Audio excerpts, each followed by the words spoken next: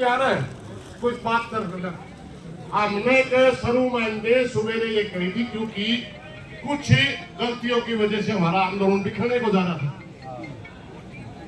और अगर हम इसी तरह ये व्यवहार रखते तो हमारा आंदोलन बिखरने में ज्यादा टाइम भी नहीं लगता। दोबारा आंदोलन बढ़ाने के लिए कुछ रणनीतियां कुछ नीतियां बनती हैं। हमने सबसे पहले गांव को से ही प्रार्थना करी थी कि गांव के लोग आओ है। शहरों में 5-7 आदमी आए, उसके बाद 10-15 आदमी आए और अब हमने कहा कि एक बात सब बताओ भाई गांव वालों, पूरा हरियाणा आपका की तरफ देख रहा है। अगर आप जो कल प्रशासन ने बयान दिया कि हमारी बेटी के साथ कोई गलत नहीं हुआ, वो सोसाइटी है, क्या आप इस बात से सहमत हो? गांव वाले नाइट के सुन दो, 1 मिनट में बताऊं तक तो घटना। गांव वाले नाइट के यही सोच हरियाणा की है कि हमारी बेटी के साथ गलत हुआ है, आत्महत्या नहीं की। अगर गांव वाले ये मानते हैं तो क्या हमने आंदोलन लड़ना चाहिए? वो कह रहे हैं उन्होंने हमारे द्वारा कहा जी लड़ना चाहिए, मगर 2 बातें हैं भाई। गांव की मंजूरी बहुत जरूरी है, काम जहां राम। उसके 1-2 आदमी हमारी बात से सहमत ना हो, मगर बाहर के किसी साथी को आंदोलन लड़ने के लिए सबसे बड़ी दिक्कत गांव होता है। यहाँ बिल्कुल ईमानदारी से मरने के लिए, हमारी बेटी को न्याय दिलवाने के लिए हरियाणा प्रदेश से लोग आ रहे हैं और दूसरे स्टेटों से भी लोग आ रहे हैं। जब किसी की तरफ ये देखा जाएगा कि ये व्यक्ति ज्यादा आंदोलन को बढ़ा रहा है, बूम दे रहा है, इसकी वजह से आंदोलन छूट रहा है, इसकी वजह से आंदोलन उठ रहा है, और गांव में कोई आदमी आंदोलन से खिलाफ हो, सारे हम पहला उसे आदमी जो रहेगा वो कहेगा तो हमारा काम का नाश करवाओगा, अरे मनस मरवा के जाओगा, फिर सभ्य आदमी को वहां खड़ा होने में दिक्कत होती है भाई, समझे। अभी हमने दोबारा गांव को भेजा, वो कहने लगे जी 5-4 आदमी सहमत नहीं है। हमने कहा जो सरकार की नीति से सहमत है वो बेशक राय हमें ऐसे लोगों की जरूरत नहीं है जो इस बात से सहमत है कि हमारी बेटी के साथ अन्याय हुआ है, हमें संघर्ष करना चाहिए, हमारी बेटी को न्याय दिलवाना है। वो गांव वाले हैं जो, और किसी बाहर के साथी के सामने ये समस्या ना आए।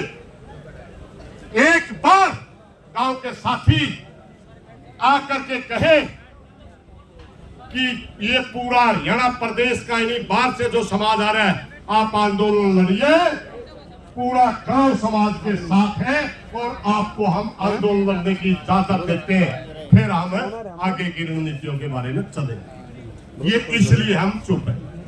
दूसरी बात सुन लो भाई, किरमाला साहब ने बहुत बात रखी, बटाला साहब ने भी रखी। तो एक बात है, हमारे प्रधान जी ने इशारा भी किया था अभी, भाई एक्शन भी कर सके। हाँ भाई, ताकतवर कर दे, ताकतवर कर दे, क्योंकि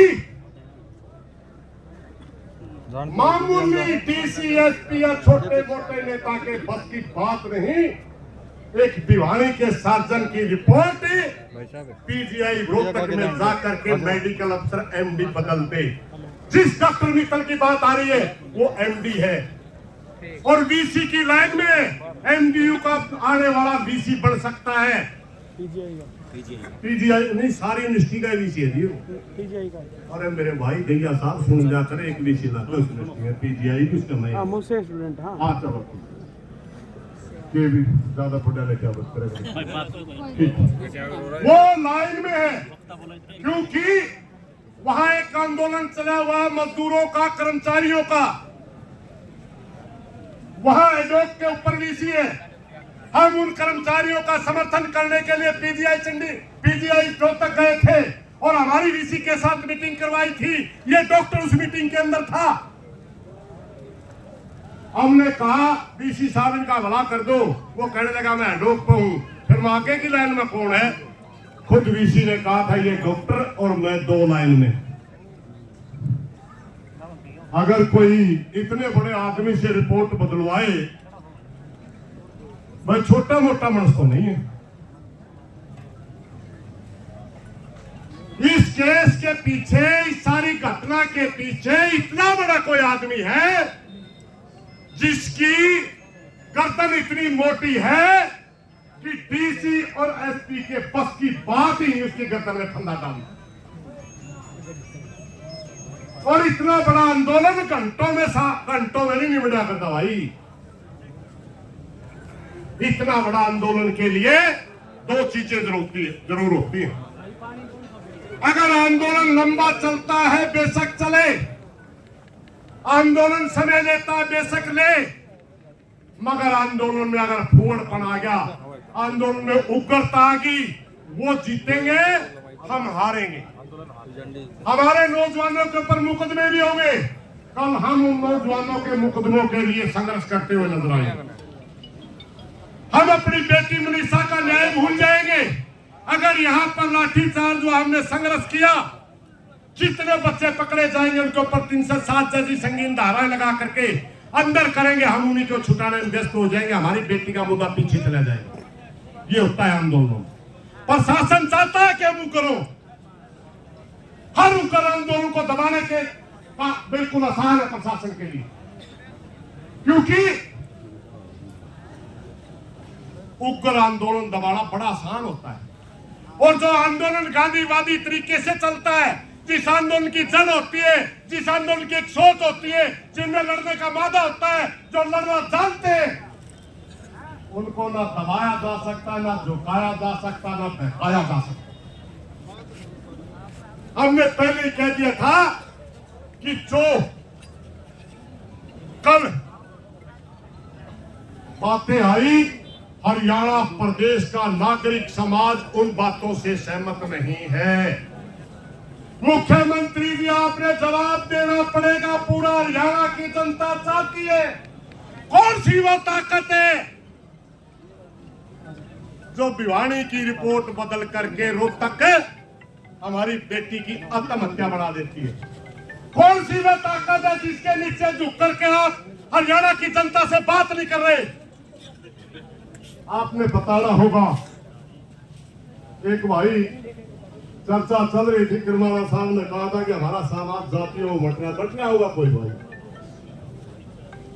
हम तो कभी बटे नहीं। किसान है, किसान की कोई जाति नहीं होती।